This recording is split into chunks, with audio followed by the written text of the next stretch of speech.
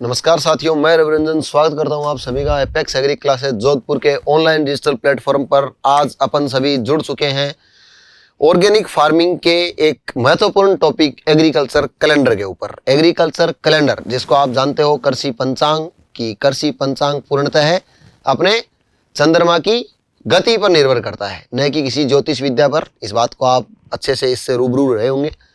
इसके अलावा इसके ऊपर मैं आगे डिस्कस करूं बायोडायनेमिक खेती, जो कि अपने ऑर्गेनिक खेती का ही एक संबंधित शब्द है। इस प्रकार की विचारधारा का प्रतिपादन अपने 1924 में डॉक्टर रुडोल्फ स्टेनर साहब ने किया था। तो इसी के ऊपर अपन डिस्कस करेंगे। चंद्रमा की विभिन्न प्रकार की गति, जैसे कृष्ण पक्ष, शुक्ल पक्ष के बारे में, चंद्र उत्तरायण, चंद्र दक्षिणायन के बारे में, अपभू और उपभू स्थिति के बारे में कि इन प्रकार की स्थितियों में अपने को क्या क्या एक्शन ले सकते हैं, किस प्रकार की गतिविधियों में बेनिफिट होता है, किस प्रकार के कार्य नहीं करने चाहिए, क्योंकि उसके पीछे की जो साइंस है उसको यहाँ पर अपन समझने का प्रयास करेंगे। तभी तो बताया जा रहा है कि ये पूर्णतः चंद्रमा की गति पर निर्भर करता है, किसी ज्योतिष विद्या पर निर्भर नहीं करता। तो चंद्रमा की गति का आपके पृथ्वी के जल तत्वों पर क्या प्रभाव पड़ता है, किस प्रकार इस क्लाइमेट में कोई चेंजेस आते हैं, उन सभी को अपन सीखने का एक छोटे से वीडियो के अंदर प्रयास करेंगे। तो आइए शुरू करते हैं।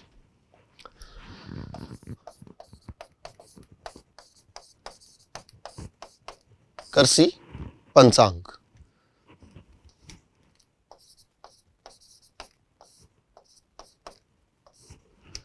कृषि पंचांग के ऊपर अपन डिस्कस करें। सबसे पहले अपन ने बात कर ली थी कि 1924 में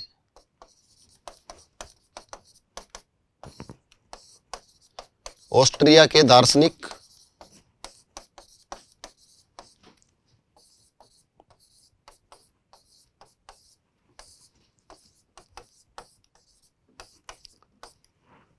रुडोल्फ स्टेनर जी ने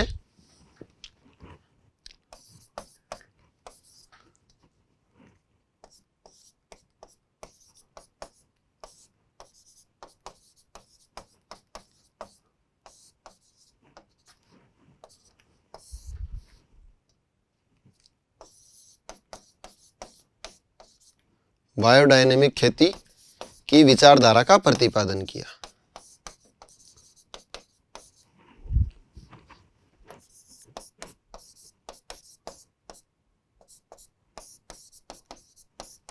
प्रतिपादन किया। इसी के साथ ही साथ मैं डिस्कस करूं, अभी अपन ने एक और बात को जाना था कि चंद्रमा की गति पर आपका कृषि पंचांग निर्भर करता है। कृषि पंचांग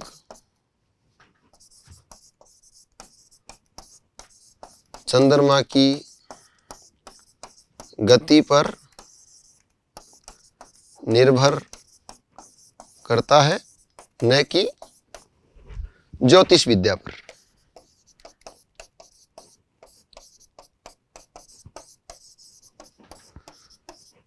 सर, इंडिया में तो हमेशा से जैविक खेती की जा रही थी। फिर रुडोल्फ स्टेनर जी आए और इन्होंने विचारधारा दी। हम लोग उनकी विचारधारा को फॉलो कर रहे हैं। जो चीज़ यहाँ पर पहले से चल रही है उसको आप इग्नोर कर रहे हो। बिल्कुल आप सही हो, लेकिन वो चीज़ें रेगुलर यूज में नहीं रही, इसलिए अपन उनको इग्नोर करते चले गए।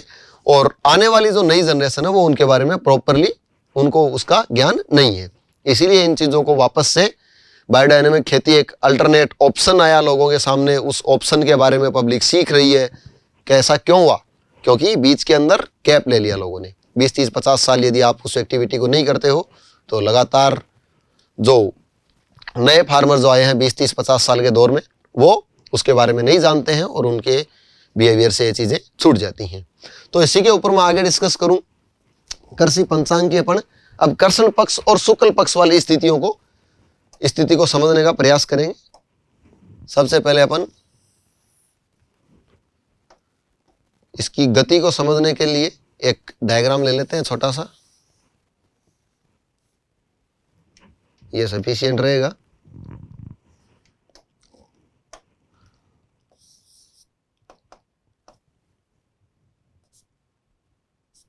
ये आप में से ही कोई एक है व्यक्ति जो कि इस धरती माता के ऊपर खड़ा है। सभी खड़े हैं वैसे तो, अपन समझने के लिए एक व्यक्ति का एग्जाम्पल ले रहे हैं एक बार।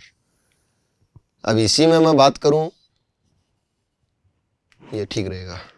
हाँ जी, इस व्यक्ति के अनुसार अपने को चीजों को समझना है, और इसको मैं थोड़ी सी, मेरे को जगह की आवश्यकता रहेगी तो ऊपर कर देते हैं। हाँ भाई, सबसे पहले अपन जानते हैं कर्षण पक्ष और शुक्ल पक्ष के बारे में।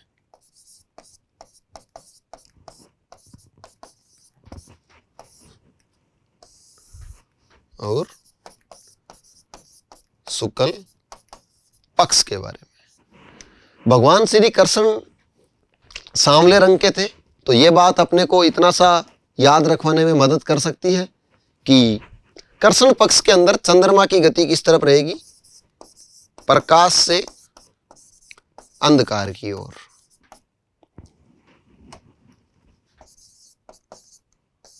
चंद्रमा की प्रकाश से अंधकार की ओर गति कृष्ण पक्ष में रहेगी, और उसी चंद्रमा की वापस से अंधकार से जब प्रकाश की ओर गति होती है तो उसको अपन क्या कहते हैं, शुक्ल पक्ष।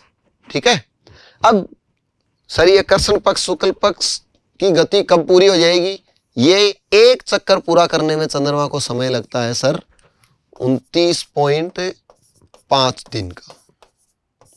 कितना समय लगेगा? 29.5 दिन। कृष्ण पक्ष में प्रकाश से अंधकार की ओर गति है, शुक्ल पक्ष में अंधकार से प्रकाश की ओर चंद्रमा की गति है। अब इन गतियों को अपन समझने का प्रयास करते हैं। 29.5 दिन तो अपन ने लिख दिया। अब अपन कहीं से भी चंद्रमा की शुरुआत कर देते हैं। फॉर एग्जाम्पल मान लो कि अपने चंद्रमा जी हैं यहाँ पे। अब अपन क्या मानते हैं, यदि चंद्रमा यहाँ उपस्थित है, दूसरी एक और स्थिति ले लेते हैं यहाँ पर। आप सभी जानते हैं कि पृथ्वी सूर्य के चारों ओर चक्कर लगाती है। जब यहाँ पर अपने पृथ्वी है तो अपन चंद्रमा को सूरज को मान लेते हैं। सूर्य मान लो कि फॉर एग्जाम्पल यहाँ है, फॉर एग्जाम्पल सूर्य यहाँ है।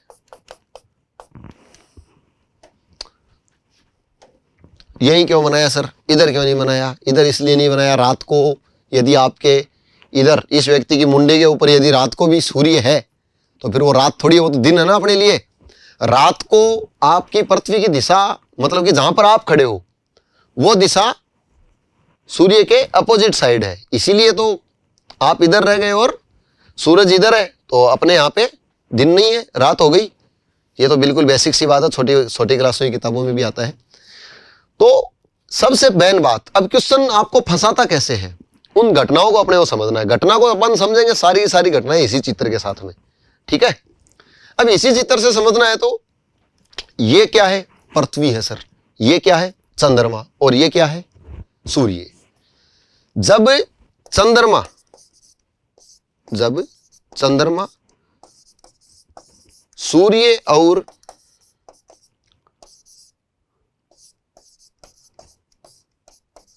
पृथ्वी के बीच होता है,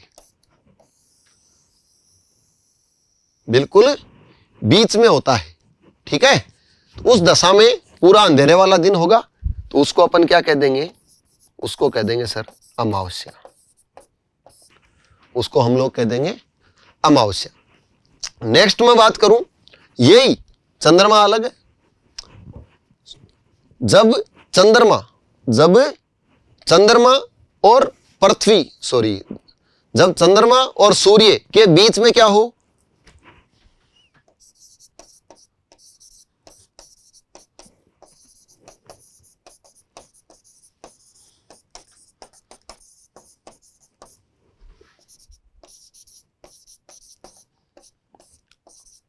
पृथ्वी हो, तब क्या होती है भाई? तब होती है आपकी पूर्णिमा। तब आपका दिन ऐसा होगा जिसमें ये आप खड़े हो, आपकी मुंडी के ऊपर चंद्रमा है, आपकी तरफ प्रकाशमय रहेगा। यहां से जो विकिरणें आ रही हैं वो इससे टकराते हुए वापस पृथ्वी पर टकराएंगी, तो इसी कारण ये प्रकाशमय रहता है। अब अपन इसी के ऊपर थोड़ा सा और डिस्कस करते हैं। सर पूर्णिमा तो हो गई, लेकिन ये तो यहीं से होते ही हमें आधा सा चंद्रमा नजर आने लग जाता है। बिल्कुल आएगा, क्यों नहीं आएगा? ये गोला अपन ने थोड़ा सा ऐसा बनाया है, जबकि ये थोड़ा और डिटेल में होना चाहिए था, थोड़ा ब्रॉड होना चाहिए था। फिर ये इस चंद्रमा की स्थिति यहाँ आ गई। अब ये जितनी दूर में इससे प्रकाश टकरा रहा है उतना आपको ये दिखाई दे जाएगा। फॉर एग्जाम्पल मान लो कि ये इतना है, इतना से इतनी हिस्से से प्रकाश टकरा पा रहा है जिसको आप देख पा रहे हो भाई आपकी दृष्टिकोण के अकॉर्डिंग, तो आपको इतना सा चंद्रमा आज नजर आएगा। फिर आगे बढ़ते बढ़ते इस चंद्रमा की साइज बढ़ती चली जाएगी और एक स्थिति पर यह आपको पूरा नजर आने लग जाएगा। थोड़ा सा लोड यदि दिमाग के ऊपर आ रहा है तो आप इन चीजों को इग्नोर भी कर सकते हैं, कोई जरूरी नहीं है। ठीक है, अब बात इतनी सी समझनी है कि 7-7 दिन की स्थिति में आगे से आगे बढ़ता जाता है। यहां पर यहां से वापस यहां आने में 29.5 दिन लगने हैं। यहां से 7 दिन बाद चंद्रमा क्या होना है, अभी तो ये अंधेरे के दिन है तो ये अंधेरे में ही रहेगा। यहां से चंद्रमा प्रकाश में होना स्टार्ट हो जाएगा और जब पूरा प्रकाश में हो जाएगा तो इस स्थिति को अपन पूर्णिमा बोल रहे हैं और इस स्थिति को अपन अमावस्या बोल रहे हैं। अमावस्या और पूर्णिमा के बारे में तो हम लोग समझ गए, लेकिन कुछ समय पहले अपन ने कोई डिस्कस किया था कि चंद्रमा की गति पर आपका एग्रीकल्चर कैलेंडर डिपेंड करता है। अच्छी बात है, उससे फायदा क्या हो रहा है तो एग्रीकल्चर में वो बताओ सर। अब फायदे की मैं बात करूं तो जो है चंद्रमा, एक सेकंड,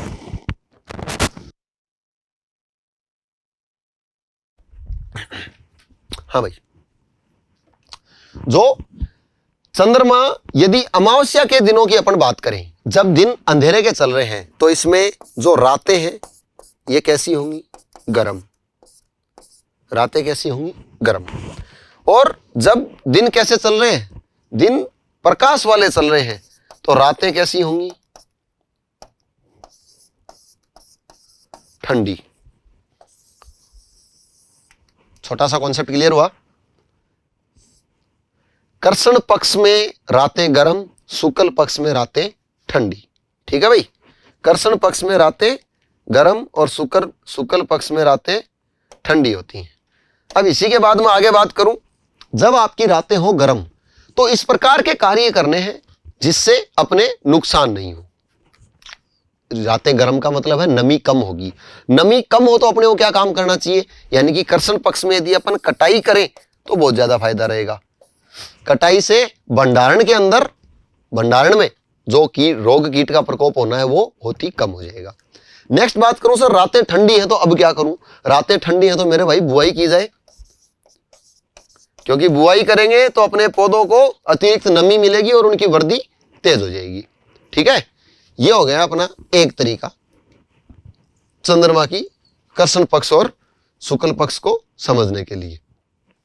ठीक, अब यहीं पर अपन एक और स्थिति को समझ लेते हैं। एक और स्थिति अपने पास में चंद्र उत्तरायण और चंद्र दक्षिणायन।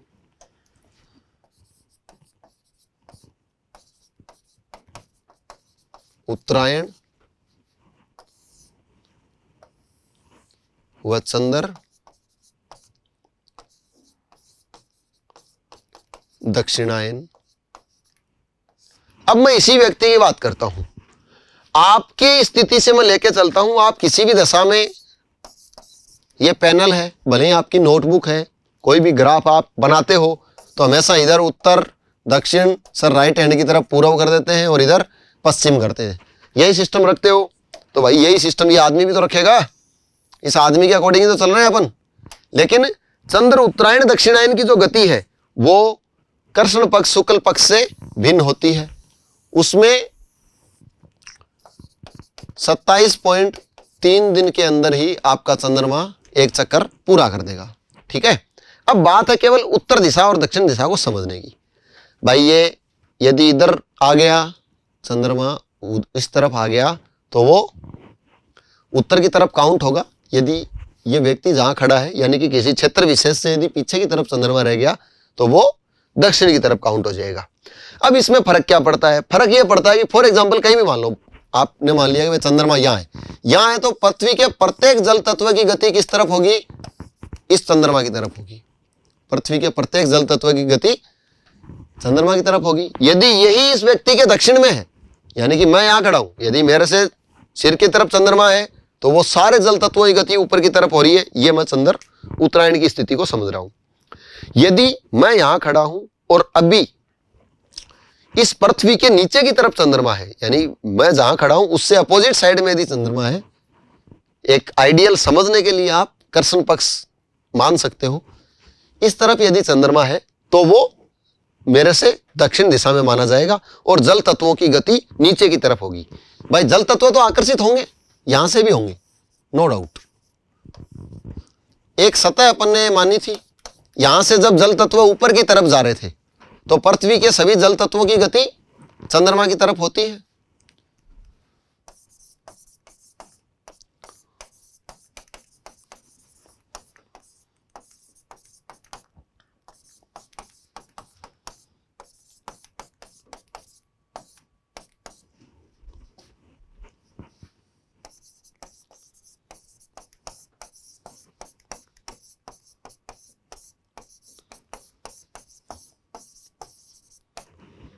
पृथ्वी के सभी जल तत्वों की गति किस तरफ होती है भाई?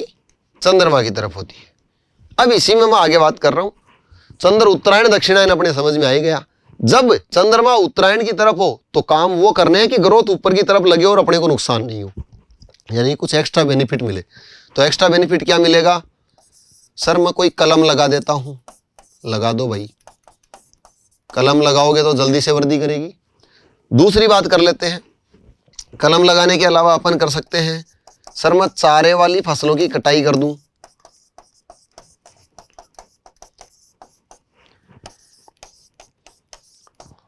इसके अलावा हरे पत्तेदार सब्जियों की कटाई कर दूं। कर दो भाई, कोई दिक्कत नहीं है। इन सभी क्रियाकलापों में क्या है? जल तत्वों की गति ऊपर की तरफ जरूरी है। यदि ऊपर की तरफ गति होगी, आप जैसे चारे को काटोगे ऊपर की तरफ बढ़वार अधिक होगी, हरे पत्तेदार सब्जियों को काटोगे ऊपर की तरफ बढ़वार अधिक होगी, तो अपने को बेनिफिट्स मिलने हैं। सर नीचे की तरफ ग्रोथ हो और इसमें फायदे कब मिलेंगे? बिल्कुल मिलेंगे भाई। कोई कंद वाली सब्जी की बुआई करनी है तो चंद्र दक्षिणायन में करनी चाहिए। कंपोस्ट खाद बनाना है, क्योंकि डीकंपोज विघटन की दर अधिक होगी ना। कंपोस्ट खाद के ऊपर तो दोनों ही चीजें लागू होती हैं, इसका बनाना और खेत में मिलाना। कैसी भी खाद हो, खेत में यदि मिलाना चाहते हो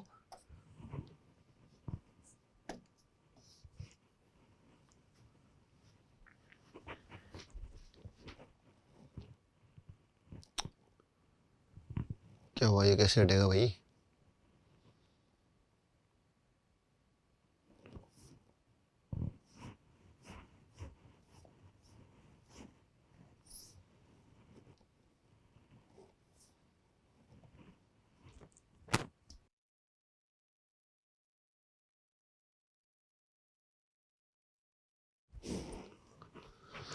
हाँ एक्टिव है, ठीक। कंद वाली सब्जियों की बुआई करना, कंपोस्ट खाद बनाना, खेतों में मिलाना, ये सभी क्रियाएं किसमें सम्मिलित हैं? अपनी चंद्र दक्षिणायन की अवस्था में। अब एक स्थिति और बनेगी, लेकिन अब जगह थोड़ी सी कम पड़ गई तो अपन, वीडियो थोड़ा लंबा हो गया लगता है, तुरंत प्रभाव से बनाते हुए अपन जल्दी से देख लेंगे। ये फॉर एग्जाम्पल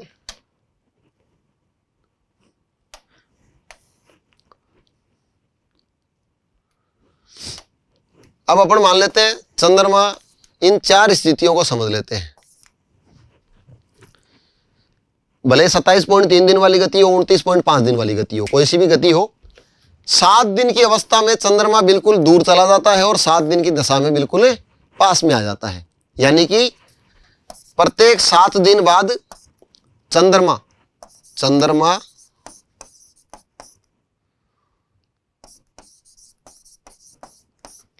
पृथ्वी से अति दूर या अति पास होता है। अति दूर या अति पास होता है। ठीक है, अब छोटे बच्चे को जानते हो तुम, किसी भी छोटे बच्चे को उससे कभी टकराव करके देखना, उसके पास क्या कुछ लिमिटेड शब्द होते हैं जिससे वो आपको कुछ भी, जैसे कोई बाबा बाबा इस टाइप से है ना बोलते हैं ना, वो चिल्लाते हैं एक दूसरे की तरफ, एक दूसरे की तरफ नहीं केवल आपकी तरफ। अब इसमें अपन बात करें अति दूर होने का अर्थ है छोटा बच्चा आपको दूर कैसे भगाता है, आपको हप कर देता है ना। इस मतलब थोड़ी ट्रिक है, आपको थोड़ा याद रखने में हेल्पफुल रहेगी। तो इसको अपन बोलेंगे अपभू। क्या बोलेंगे? अपभू।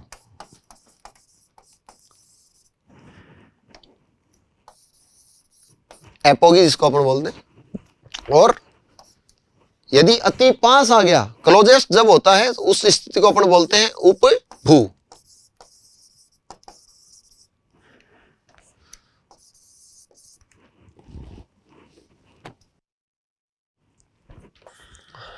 ठीक है, अपभू और उपभू ये दो स्थितियां अपने सामने हैं।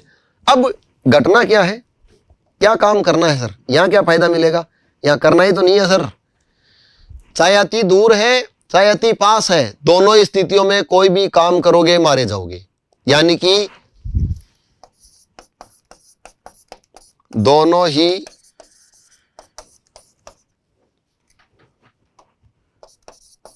स्थितियों में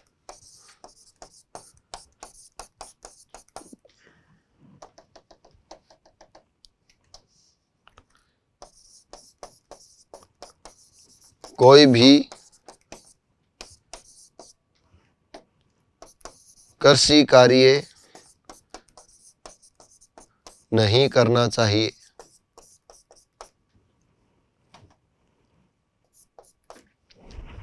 ठीक है, दोनों स्थितियों में कोई भी कृषि कार्य नहीं करना चाहिए। इसके अतिरिक्त मैं बात करूं उपभू, जो अपने सामने कंडीशन है उपभू वाली। उपभू में लगने वाले पौधे कमजोर बनते हैं। ठीक है, तो आपको क्या ध्यान रखना है, जब आपके कोई पूर्णिमा या अमावस्या हो उससे 1 से 2 दिन बाद बुआई करनी चाहिए सामान्यतः, क्योंकि वो स्थिति अपने को समझने के लिए काफी है। पूर्णिमा से 1 से 2 दिन बाद करनी चाहिए, और दोनों ही बिल्कुल 7 दिन बाद भी नहीं करें, क्योंकि 7 दिन बाद वो वापस से अपने बिल्कुल क्लोज आ जाएगा, है ना। तो इन दोनों स्थितियों में अपन कोई भी कृषि कार्य नहीं करेंगे। एक बार रैपिड रिवीजन मार देता हूं बिल्कुल छोटा सा 2 मिनट के अंदर। देखो, कर्षण पक्ष शुक्ल पक्ष, यहां से अपन ने शुरू किया था। कर्षण पक्ष काली रातें, ठीक है, यानी कि गर्म रातें, उनके अंदर अपन कोई भी बुआई वाला कार्य नहीं करेंगे, कटाई वाला कार्य करेंगे, क्योंकि नमी कम होती है। शुक्ल पक्ष ठंडी रातें, बुआई वाले कार्य किए जाते हैं क्योंकि नमी अधिक होती है। नेक्स्ट बात करें चंद्र उत्तरायण और चंद्र दक्षिणायन। चंद्र उत्तरायण के ऊपर बात करूं, चंद्र उत्तरायण की बात कर रहा हूं, पृथ्वी के जल तत्वों की गति ऊपर की तरफ है, तो किस प्रकार के क्रियाकलाप किए जाने चाहिए। चंद्र उत्तरायण के अंदर सर हरी पत्तेदार सब्जियों की कटाई कर दो, चारे वाली फसलों की कटाई कर दो, इस प्रकार के कार्य चंद्र उत्तरायण में अच्छे लगेंगे। क्यों? क्योंकि जल तत्वों की गति ऊपर की तरफ है, लगातार वो ऊपर की तरफ बढ़ते चले जाएंगे। कलम लगाना आदि कार्य इसमें अपन करते हैं। चंद्र दक्षिणायन की बात करूं, कंपोस्ट खाद बनाना, कंपोस्ट खाद को खेत में मिलाना और कंद वाली फसलों की बुआई करना, ये सभी काम चंद्र दक्षिणायन में अच्छे लगेंगे। क्यों? क्योंकि जल तत्वों की गति नीचे की तरफ है। लास्ट एपोगी प्रयोगी अपभू उपभू के ऊपर अपन बात करें, दोनों ही दशाओं में कोई भी कृषि कार्य नहीं किया जाता। दोनों ही दशाएं प्रत्येक 7 दिन बाद आती रहती हैं। अब ये दशा क्या है, ये अपभू है क्योंकि ये दूर है, उपभू, फिर यहां पहुंचा अपभू, फिर पास में आ गया उपभू, तो 7 दिन में परिवर्तन आता रहता है। इन दोनों ही स्थितियों में कोई भी कृषि कार्य नहीं करना चाहिए। तो करें कब? ये वाली रही भाई बाउंड्री, ये वाली जो रेंज है ना, ये इसमें करो कृषि कार्य, कोई इश्यू नहीं है। ठीक है, thank you, have a nice day. इसी प्रकार की जानकारी के लिए लगातार जुड़े रहिए हमारे साथ। जय हिंद, जय भारत।